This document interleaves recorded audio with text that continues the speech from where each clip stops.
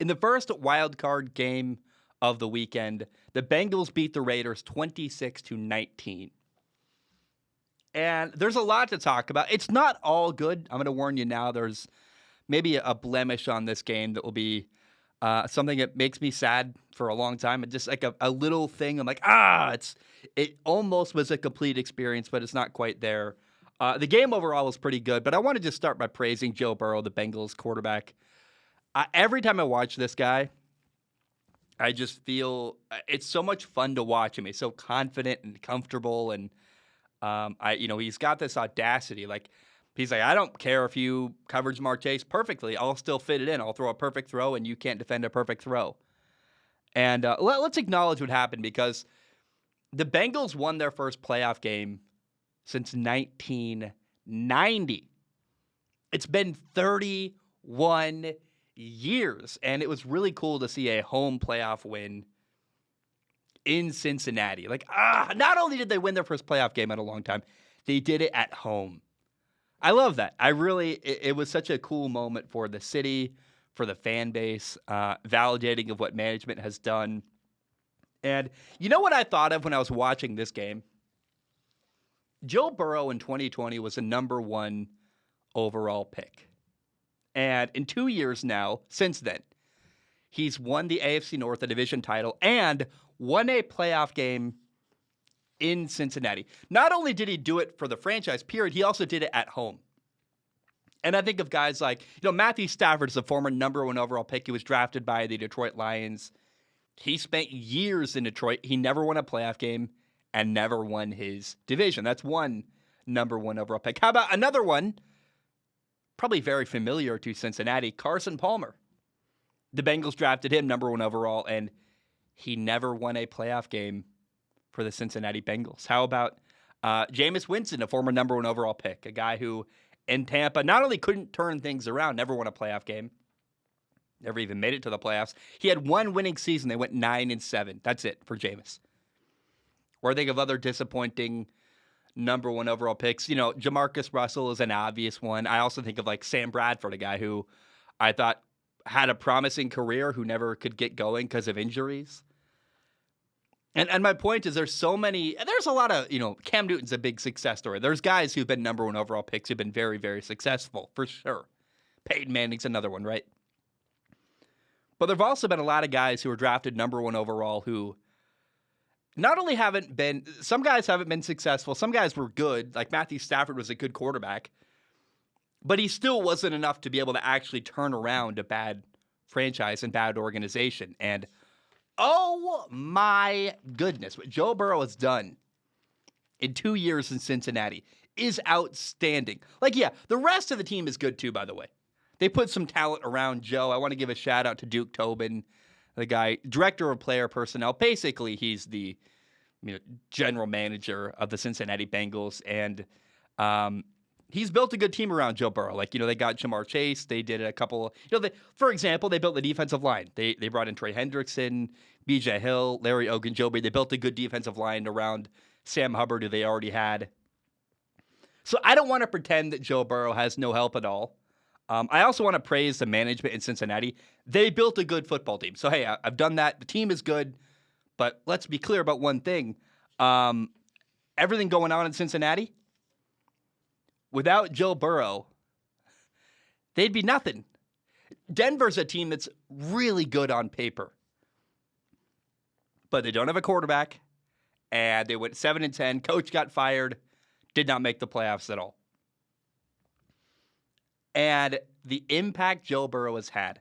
Yeah, again, the team around him is good, but you need way more than just a good football team. You need a good quarterback. And the amount of times in my notes that I write, can't stop a perfect throw, when I watch Joe Burrow is unbelievable. Because he had a throw down the seam on, I think it was 2nd and 11 to CJ Uzoma, where he threw it right behind the back of a linebacker into this tiny little window to his tight end. And you're like, well, I guess,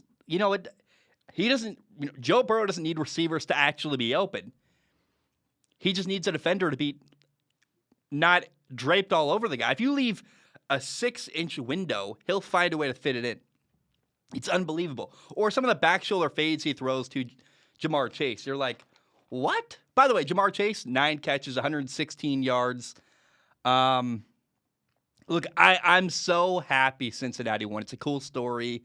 The turnaround of an organization, I love it, man. Like, how can you not appreciate what Joe Burrow has done in Cincinnati? Turned around a football team that was a laughingstock in the NFL and made them now not only a division winner, but a playoff game winner. That's really cool. I will say, however, there is one small stain on the outcome of this game, in my opinion. Joe Burrow made this crazy good play. He's rolling to his right. He's about to run out of bounds. And right before he steps out of bounds, he throws the ball to the end zone. It gets caught for a touchdown by Tyler Boyd.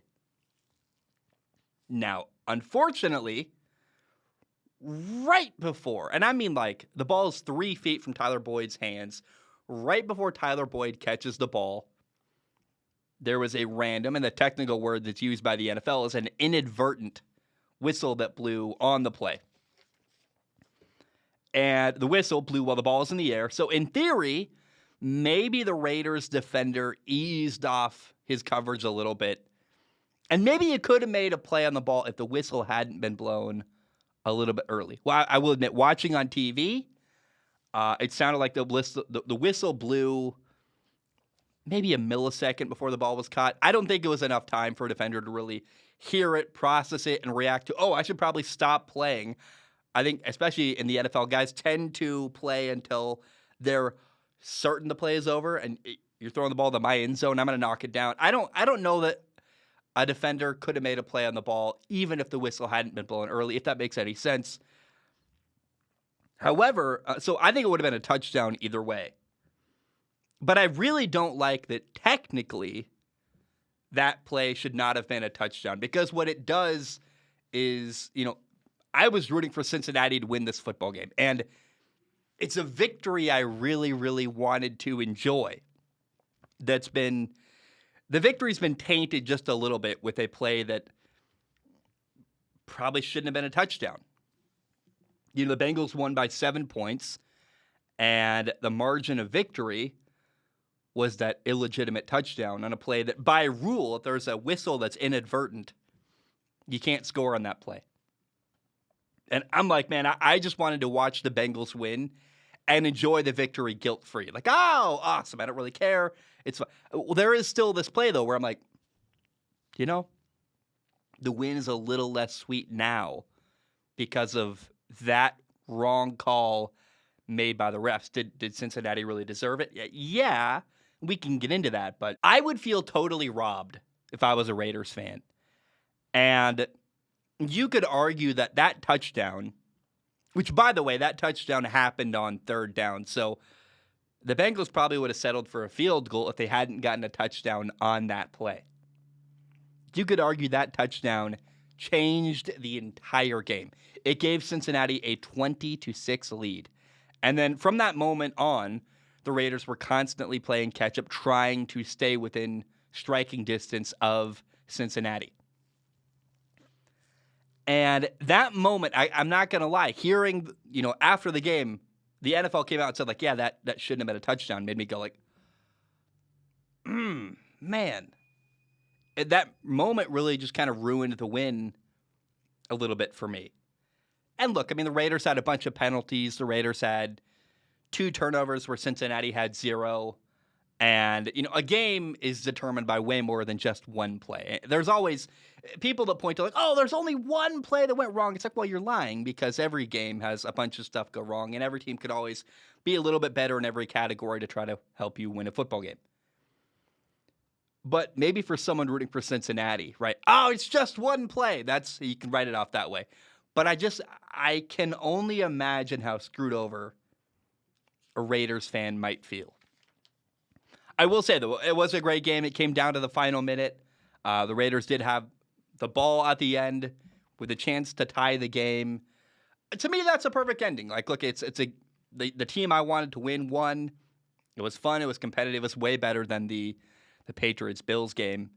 And that's all you really want. And so let's end this segment by talking about the Raiders for a moment, because what the Raiders pulled off in order to make the playoffs in spite of all of the crazy things that happened to this team off the field.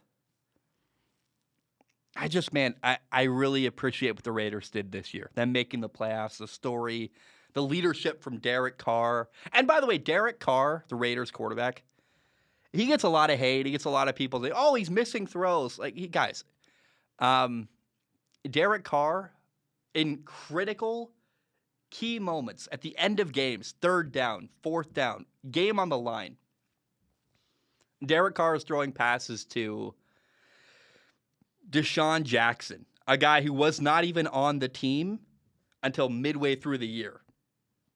That's a guy that Derek Carr's had to build chemistry with as the year has been going on. He didn't have an offseason to work with Deshaun Jackson, get on the same page.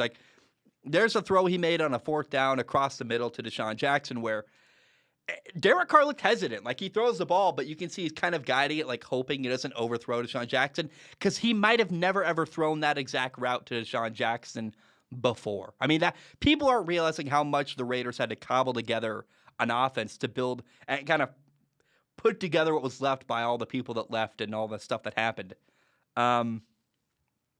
You know who's really, really needs to be appreciated? It's Rich Bisaccia, the interim head coach, who might go from interim head coach to the permanent head coach in Vegas for the Raiders. I did not think this was going to be a success story at all with him, and I still don't know they should hire him to be their head coach. They should definitely interview other people, and then if they interview people and they still like Rich Bisaccia most, they should go with him then. But I think listen to your options. There's nothing wrong with interviewing people and getting a read on, is my guy really that great? But I really respect what the Raiders did this year.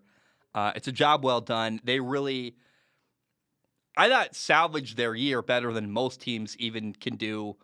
The Raiders, quote, salvaging their year, whatever that looks like, them going 10-7, making a playoff game is better than most teams do in a year where they're having a good year. So, round of applause for the Raiders. Great year for them. And maybe not great year, because it wasn't truly a great year for the Raiders. It was kind of an ugly, sad year, but an impressive year, and a year that I respect what the Raiders were able to put together after all they went through, if that makes any sense. Because I just was like, I didn't think they'd make the playoffs, let alone,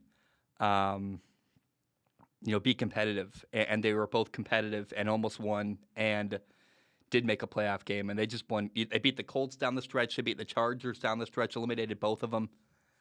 You got to really admire and respect what the Raiders did this year in 2021.